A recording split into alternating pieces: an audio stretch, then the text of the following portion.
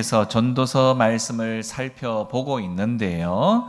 우리 전도서는 우리 해 아래 모든 것은 헛되도다라는 것을 말씀하면서 해 아래 것을 위해서 살지 말고 해 위의 것을 바라보며 살자라는 것을 우리에게 깨우쳐 주는 말씀입니다. 자, 오늘 읽은 4장 1절에서 4절까지의 말씀에도 땅에 학대받는 일이 많은데 그것을 볼 때 너무 마음이 아파서 우리 차라리 죽은 자가 복된 것이 아닌가? 또 좀 더 나아가서 죽은 자보다는 차라리 나지 않는 사람이 더 낫지 않은가라고까지 생각하게 되었다라는 것입니다. 자칫 이것을 잘못 읽으면 마치 이 허무주의를 부르짖는 것 같기도 합니다. 자, 전도서는 그래서 항상 해 아래 것만 보고 있으면 이렇게 허무하지만 해 위의 것, 하늘의 것, 하나님을 모시고 사는 사람은 이런 어려운 환경 가운데에서도 믿음으로 능력 있게 헤쳐나가며 살아야 된다, 이렇게라는 말씀을 하고 있다라는 걸 놓치지 말아야 한다는 겁니다. 자, 먼저 1절 말씀을 보면 내가 다시 해 아래에서 행하는 모든 학대를 살펴보았도다. 보라, 학대받는 자들의 눈물이로다. 그들에게 위로자가 없도다. 그들을 학대하는 자들의 소리는 권세가 있으나 그들에게는 위로자가 없도다. 이렇게 말하고 있습니다. 이 아담과 하와가 죄를 짓고 난 다음부터는 이 땅에 많은 사람들이 만나면 사실상 기쁘고 서로 또 위로하는 것보다는 그저 비판하고 욕하고 자기보다 좀 이 생활이 어려운 사람이나 지위가 낮은 사람을 보면 그냥 못 살게 굴고 이렇게 살아가는 모습을 보게 된다는 겁니다. 여러분 혹시 왕따라는 말 들어보셨죠? 학대당하는 사람을 보면서 아유 저러면 안 되는데 라는 것을 알면서도 도와주다가 혹여나 자신도 험한 꼴을 당할까 싶어서 아예 그냥 지나쳐버리는, 그런 어려움을 겪고 있는 사람을 지나쳐버리는 일들도 다반사고, 또 심지어 이 자신도 그렇게 왕따를 당하거나 어려움을 당하는 사람의 이 내용들을 가만히 보고는 본인도 같이 그냥 그들을 힘들게 만들거나 또는 학대하는 일에 동참하는 일들까지도 있다라는 겁니다. 자, 그렇다면 우리 믿음의 사람들, 성도들은 이렇게 어려움을 당하는 사람, 특별히 학대를 당하는 사람을 볼 때 어떻게 해야 할까요?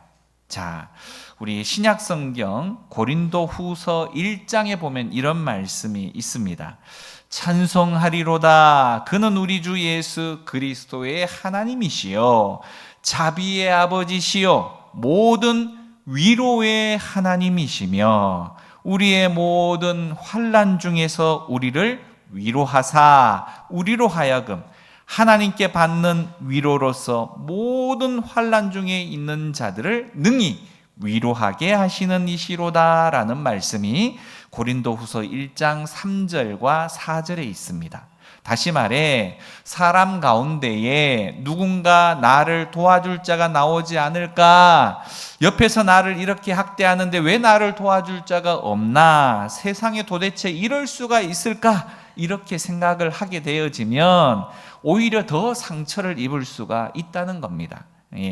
땅 위에서는 사실상 참된 위로자를 찾을 수가 없다는 거죠. 그런데 오늘 사도 바울은 오늘 제가 읽어드렸던 말씀처럼 하나님은 자비의 하나님이시고 모든 위로의 하나님이 되신다, 이렇게 말하고 있다는 겁니다. 물질 때문에 받는 고난이든지 건강의 문제나 사람 때문에 받는 고난이든지 그 모든 가운데에서 하나님께 나아가면 하나님께서 위로해 주시더라라는 거예요.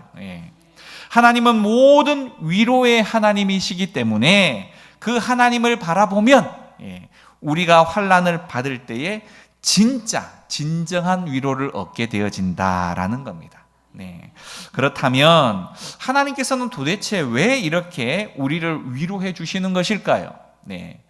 결국 그것은 다름 아닌 내가 하나님으로부터 진정한 위로를 받게 되어진다면 다른 사람도 그렇게 위로해 주라는 겁니다. 너가 경험한 진짜 위로가 어떤 것인지를 경험했기 때문에 너는 얼마든지 이제 다른 사람도 그렇게 하나님께서 우리에게 위로해 주셨던 것처럼 그렇게 조건 달지 말고 다른 사람의 아픔을 바라보면서 위로해 주라라는 거죠. 그 내용 때문에 하나님이 우리를 조건 없이 위로해 주신 것입니다. 자, 다시 말해 자신이 어려움을 당했을 때 그것을 하나님의 은혜로 이겨본 사람이야 말로 다른 사람이 그런 어려움을 만날 때 말해줄 수 있는 겁니다. 그렇지 않습니까? 네. 돈을 떼인 사람이 어려운 그런 상황 가운데에서 기도해서 하나님께 은혜를 받았고 문제 해결함을 받았어요. 그렇다면 나중에 다른 사람이 돈 몇 천만 원을 떼었을 때 어떻게 해요? 가서 위로할 때 당신 나도 겪어봤어. 너무 아프더라. 너무 힘들더라. 나도 겪어봐서 네 심정 알아. 네, 그렇게 말해줄 때 사람은요 영적인 존재이다 보니까 내가 경험했던 그 진심이 그대로 묻어나서 그 사람에게 전달이 됩니다. 전달이 돼요. 특별히 내가 많은 말을 하지 않아도요 내 마음이 진정 그를 바라볼 때 긍휼한 마음이 느껴지고 내 마음이 막 위로해주고 싶은 그런 마음이 생기면 내가 말 주변이 없어도 그에게 가서 많은 말을 하지 않고 손만 얹어도 그 사람이 위로를 받게 되는 거예요. 위로를. 자신이 병으로 오래 앓아 누워본 사람은요 다른 사람이 병으로 아파 있는 사람을 바라볼 때 진심으로 그가 얼마나 고통스럽고 힘겨운지를 알아요. 그래서 그를 위해서 기도할 때 대충 기도할 수가 없는 거예요. 그를 위해서 기도해 주거나 위로해 주면 저분이 진짜 나를 위로해 주는 거라를 알아요. 제가 한번 아픈 분이 계셔가지고 이제 장로님 한 분과 함께 신방을 갔습니다. 신방을 가서 제가 장로님께서 기도를 좀 해주시죠. 집사님을 위해서 그렇게 부탁을 드렸어요. 그 장로님께서 제가 보기에는 그렇게 오랜 기도를 하신 것 같지도 않아요. 한 1, 2분 정도로 대표기도 형태로 신방 대표기도가 끝났어요. 그런데 그 집사님의 마음이 아주 위로가 되었다고 이야기를 하시더라고요. 왜 그럴까라고 저는 용문을 몰라서 물어봤더니만 그 장로님이 평상의 삶 가운데에 우여곡절, 병으로 인해서 참으로 우여곡절을 많이 겪으신 분이셨더라고요. 그래서 그분을 위해서 많은 말로 기도하지 않았지만 그 집사님 또한 그 장로님이 어떻게 아팠는지를 알기 때문에 장로님이 저렇게 힘든 삶을 사셨고 아픈 삶을 사셨는데 나를 이렇게 위로해주고 있구나라는 것을 느끼니까 그리 많은 말을 하지 않았음에도 불구하고 위로를 얻게 되었다라는 겁니다. 그렇죠. 따라서 우리는요 학대받는 처지에 우리 스스로가 놓여 있다 손 치더라도 사람에게 기대를 걸면 어떻게 됩니까? 기대한 만큼 실망을 하게 돼요. 그죠? 실망하게 돼요. 네. 결국 누가 나를 도와주지 않을까 그렇게 생각하지 말고 오직 정말 우리를 진심으로 정말 위로해 주실 수 있는 분 오직 한 분 그 하나님께 나아갈 수 있기를 간절히 소망합니다. 네. 사람을 바라보면 오히려 사람에게 결국은 상처를 입게 되는 일들이 너무 많은 것 같아요. 네. 자, 그러나 하나님께로 나아가면 그분은 아주 다양한 방식을 통해서 우리를 위로해 주신다는 겁니다. 그래서 사도 바울은 그것을 스스로 그 또한 경험을 해 봤기 때문에 오늘 이렇게 담대하게 하나님은 모든 위로의 하나님이시다 이렇게 말한 겁니다. 그도 경험했기 때문에. 네, 얼마나 많은 핍박을 받았습니까? 예수 전하다가 얼마나 많은 생명의 위협을 받았습니까? 그럴 때마다 하나님께서 이 사도 바울을 위로해 주셨던 겁니다. 그래, 나의 사랑하는 종아, 내가 너의 그 수고를 안다, 이렇게 위로해 줬다는 거죠. 네. 물론 사람의 위로도 때로 필요할 수 있습니다만 하나님의 위로가 진짜 위로 아니겠습니까? 그렇죠? 네. 우리가 마땅히 받아야 할 이 대우를 받지 못하거나 또 억울함의 그런 상황에 처하게 되어졌었을 때 인간적인 위로를 받으려고 여기저기 가서 이야기를 해봤자 별 소용이 없었던 그런 경험들 여러분 다 한두 번쯤은 해보셨지 않겠습니까? 네. 오늘 베드로전서 2장 19절에 보면 이렇게 이야기합니다. 부당하게 고난을 받아도, 옛날 성경에는 애매히 고난을 받아도, 하나님을 생각함으로 그 슬픔을 참으면 이는 아름답다, 이렇게 말합니다. 아름답다.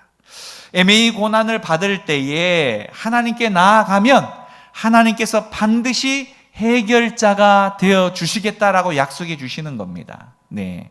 또한 시편 50편 15절에서도 환난 날에, 어려움을 당한 그 환난 날에 나를 부르라.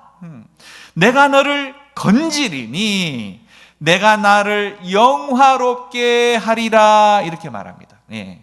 환난 날에 나를 부르면 내가 너희를 건져주고 그 모든 어려움에서 건져주는 그 사건을 통해서 네가 나를 영화롭게 하는 일이 벌어질 것이다, 이렇게 말한다는 겁니다. 네. 하나님께서 단순히 그냥 우리가 어려움에 처해 있는 그 상황 가운데서 건져주시는 것만으로 끝나는 게 아니라 건져주시는 그 능력이 나타날 때 하나님이 얼마나 좋으신 분이시고 하나님이 얼마나 대단한 능력을 가지고 계신지에 대한 내용들이 완전히 그 상황 가운데서 드러나게 된다는 겁니다. 드러나게 된다는 것. 다시 말해 우리가 어려운 고난을 받고 학대를 받을 때에 그 문제를 위해서 부르짖게 되어지면 그 문제가 해결되어지는 것은 물론이거니와 그것을 통해서 하나님을 높이게 되는 기회를 우리가 얻게 되어진다는 겁니다. 네. 알고 보면 우리 성경에 나오는 굉장히 많은 능력들을 체험한 사람들, 믿음의 사람들이 전부가 다 이렇듯 어려움을 만났을 때 사람에게 의지한 게 아니라 하나님을 의지했다라는 겁니다. 하늘을 바라봤다는 거죠. 자, 우리 다니엘 잘 아시죠? 다니엘이 하나님의 말씀을 순종하려다가 억울하게 사자굴에 들어가게 되었어요. 사자굴에.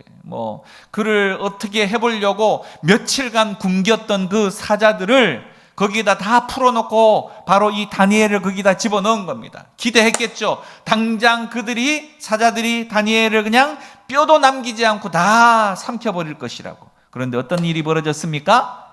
바로 하나님께서 그 사자들의 입을 다 틀어막아 버렸어요. 다 틀어막아 버렸어. 결국 그 환난 상황 가운데에서도 다니엘은 원망하지 않고 하나님을 바라보게 되자 하나님께서 그 위험을 다 막아주시더라는 겁니다. 막아주시더라. 결국 그것으로 그의 생명을 건져주시는 것으로 끝나는 것이 아니라 그 기적을 통해서 어떤 일이 벌어졌습니까? 한 나라의 왕이 이야, 네가 믿는 하나님 진짜 하나님 맞네 인정하게 되는 사건까지 벌어졌습니다. 뿐만 아니라 이 일들이 세상에 널리 소문이 퍼져서 이스라엘의 하나님이 진짜 하나님이시구나라고 인정하게 된다는 겁니다. 얼마나 대단합니까? 그 한 사람의 믿음 때문에 그가 믿는 하나님이 그 나라 전체에 소문이 날 수 있는 그런 복된 일들이 일어난다라는 겁니다. 우리는 내가 학대받는 위치에 서게 되어질 때 그래서 사람 바라보지 말고 환난 날에 하나님을 불러야 합니다. 하나님을. 네.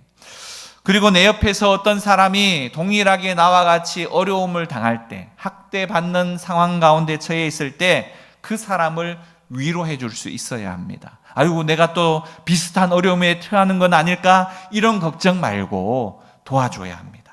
여기서 우리는 도와줄 때 주의할 점이 한 가지가 있어요. 뭐냐?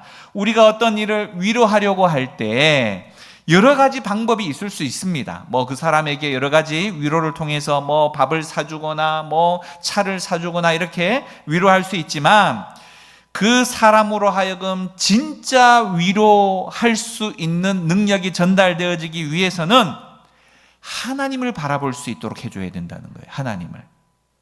내가 너 도와줄게. 내가 어찌어찌 해줄게. 네, 이것은 잠시간의 도움은 되어줄 수 있을지는 모르겠지만 그를 완전히 해방시킬 수 없는 겁니다. 다윗이요, 억울하게 도망을 다닐 때에 그의 가장 사랑하는 친구 누구죠? 요나단. 그래서 다윗과 요나단 이렇게 아주 그 이름의 관계가 오래도록 남아있지 않습니까? 요나단이 찾아와서 그를 위로하는 일이 있었습니다. 자, 요나단이 자신은 한 나라의 왕자이기 때문에 내가 얼마든지 너 그 위험에서 건져줄 테니까 나를 믿어. 내가 너 도와줄게. 이렇게 할 수 있었을지 몰라요. 자, 그런데 그는 그렇게 하지 않았습니다. 다윗을 위로할 때 어떻게 했냐면 하나님을 바라보게 만들었습니다. 하나님을 바라보게. 하나님에 대한 그 믿음을 잃지 말라고 당부를 한 겁니다. 그게 바로 진짜 위로라는 거죠. 진짜 위로. 낙심하고 어려움을 당하고 병든 사람을 찾아가서 마음을 복돋아 줄 때 다른 무엇을 하기보다 하나님께서 살아계시고, 하나님께 기도하면 하나님이 반드시 들어주신다. 이걸 알려줘야 되는 거예요. 이걸 전해줘야 됩니다. 그 사람이 하나님을 바라보도록 만들어주면, 그 문제는 하나님이 해결해 주시는 거죠. 내가 일하는 것이 아니라 우리는 하나님께 기도하면 하나님이 대신해서 싸워주시고 하나님이 대신해서 일해 주시는 겁니다. 내가 아무리 바리바리 움직이는 것보다, 밤잠 안 자고 먹을 것 안 먹고 뛰어다니는 것보다 하나님이 일하시면 완벽하게 해결이 되어지는 것, 여러분 믿으시죠? 그래서 우리는 하나님께 나아가는 겁니다. 자, 2절과 3절을 보시면, 그러므로 나는 아직 살아있는 산 자들보다 죽은 지 오랜 죽은 자들을 더 복되다 하였으며, 이 둘보다도 아직 출생하지 아니하여 해 아래서 행하는 악한 일을 보지 못한 자가 더 복되다 하였노라. 자, 얼마나 참 심한 말입니까? 학대받는 것에 대한 해결이 없다라는 것을 보고는 차라리 저렇게 사는 것보다 죽는 게 낫지 않겠냐, 이런 이야기입니다. 사람이 잘못되어져서 극단적으로 가게 되어지면 이렇듯 저렇게 사느니 차라리 죽자, 이렇게 죽음을 생각하게 마련이라는 거죠. 하나님께 나가지 않고 사람을 보며 환경을 보고 이 땅을 바라보면 늘 이렇게 마음이 허무주의에 빠져서 차라리 죽는 게 낫다, 죽는 것보다 차라리 아예 태어나지 않는 것이 더 좋지 않았을까, 이렇게 잘못된 생각을 하게 되더라라는 겁니다. 하지만 어떠한 어려움에 놓이더라도 극단적인 선택은 반드시 피해야 합니다. 반드시. 그건 잘못된 선택이라는 거죠. 생명은요, 우리의 것이 아닙니다. 생명은 존귀한 것이고 그 생명의 주인은 하나님이라는 사실을 우리는 잊지 말아야 합니다. 또 분명히 우리의 생명과 우리의 인생을 하나님이 내버려 두지 아니하시고 책임지고 계시다라는 것, 돌보시고 계시다라는 사실, 그 어려움 가운데에서 하나님은 반드시 건져주실 것이고, 그 어려움에 당장은 우리가 다 이해할 수는 없지만 하나님의 특별한 뜻이 그 어려움 가운데 다 숨어 있다라는 사실입니다. 때로 우리가 당하는 어려움들, 환난은 우리를 훈련시키기 위해서 더 깊은 하나님의 은혜를 체험하게 하기 위해서 주시는 하나님의 또 다른 방편일 수도 있다라는 사실이에요. 따라서 우리 성도는요, 어려움을 당할 그때도 끝까지 믿음을 견디어 지키면 역전의 하나님께서 한순간에 뒤바뀌게 하셔서 기적으로 우리들 가운데 나타나신다는 겁니다. 믿으시길 바랍니다. 자, 이스라엘이 포로 생활 중에 있을 때요, 모르드게라는 사람이 있었습니다. 이 모르드게는 우리 구약 성경을 보다 보면 에스더서 아시죠? 이 에스더서에 등장하는 인물인데요, 아말렉 족속이자 그 당시의 고위 관리였던 하만이라는 사람이 이 모르드게가 아주 눈에 가시처럼 자기 말을 잘 따르지도 않고 듣지도 않고 쥐뿔도 없는 것이 자꾸 이렇게 고집을 피우더라는 겁니다. 그래서 이 하만의 마음에 이 모르드게를 어떻게 이거를 이 처형을 할까 고민을 하다가 아예 장대 아주 높은 나무를 이렇게 높이 세워가지고 그 나무에다가 이놈을 당장 목을 걸겠다 이렇게 작정을 했습니다. 자, 그런데 그 한 명만 죽이기에는 이 한이 안 풀릴 것, 분이 안 풀릴 것 같아서 그가 속하였던 이스라엘 민족 전체를 아주 몰살시키려고 아주 작당을 하고 계획을 짜고 있었습니다. 하지만 하나님께서는요, 에스더를 사용해서 믿음의 사람, 죽으면 죽으리다라고 믿음으로 작정을 하고 하나님께 나아갔던 이 에스더를 통해서 이 모르드게가 달려야 했던 그 나무 장대에 오히려 하만이 달리게 하시고, 또 이스라엘 민족이 아닌 이 하만이 속하였던 아말렉 민족이 처참한 피해를 입게 만드셨습니다. 실로 하나님은 역전의 명수시라는 거죠. 하나님이 바꾸시면 이렇게 모든 것이 완벽하게 한순간에 해결되어져 버린다라는 겁니다. 따라서 우리는 끝까지 하나님을 바라보면서 어려움을 만나더라도 견디며 그 걸음을, 믿음의 걸음을 걸어야 한다는 겁니다. 우리 4절 말씀 보실까요? 내가 또 본즉 사람이 모든 수고와 모든 재주로 말미암아 이웃에게 시기를 받으니 이것도 헛되어 바람을 잡는 것이로다 이렇게 말합니다. 결국 여기서는 노력의 결과에 대해서 허무함을 느낀다라는 말인데요, 하나님께서 은혜를 주시면 열심히 일을 해서 그 결과로 물질도 모으고 지위도 올라가서 사람들이 이야 정말 잘한다, 너무너무 잘하네 라는 칭찬을 받는 것이 당연할 텐데, 오히려 그렇게 내가 열심히 한 일들을 통해서 좋은 성과가 난 것을 통해서 이웃들에게 시기를 받게 되는 일이 벌어지더라는 겁니다. 이웃들에게. 대개 그렇게 되어지면 아유 박수도 쳐주고 함께 기뻐해야 될 텐데, 도리어 아유 나도 저 사람처럼 뭐 그런 자리 세워주면 얼마든지 다 할 수 있지 뭐, 내가 그 자리에 못 앉아서 그렇지 뭐, 이렇게 타박을 한다는 겁니다. 타박을. 다른 사람이 수고해서 결과를 거두었을 때 그것을 함께 기뻐해주고 또 함께 박수 쳐주는 일들 얼마나 중요한지 몰라요. 교회에서는 그래야 합니다. 믿음의 사람들은 그래야 합니다. 그런데 은근히 비판하는 사람들이 적지 않다는 거예요. 특별히 심지어 교회 일을 하면서도 그런 경우를 종종 보게 됩니다. 종종. 열심히 헌금하는 사람, 열심히 수고하고 봉사하는 사람들을 바라보면서 내가 그만큼 못하니까 에휴 그냥 시기하고 괜히 그 사람 타박하고 이런 일이 일어난다는 거죠. 우리가 사랑의 은혜를 받지 못하면 결국은 인간적으로 세상과 별반 하나도 다를 바 없이 그렇게 교회 생활할 수밖에 없다는 겁니다. 그래서 성도는 먼저 수고하면서도 사람에게 칭찬받으려 하지 말아야 합니다. 사람에게. 그저 사람에게 내가 뭔가 조금 해놓고 나 칭찬 안 하나? 목사님 왜 나를 알아주지 않지? 이렇게 되어지면 우리는 내가 원하는 만큼의 칭찬의 이 분량에 도달하지 못했을 때 또 섭섭증이 우리를 찾아오는 거예요. 사단 마귀가 우리를 얼마나 잘 아는지 그 섭섭증의 틈을 타고 들어와 가지고 우리를 시험에 빠지게 만들고, 나만 시험에 빠지는 것이 아니라 이걸 통해 가지고 또 내 옆 사람 아유 그렇다더라 그러면 또 이 모임이 또 그렇게 되어지고 여기서 웅성 저기서 웅성, 교회 전체를 힘들게 만드는 일이 벌어지게 된다는 겁니다. 결국 그래서 우리는 칭찬을 하나님께 받기를 원합니다. 하나님께.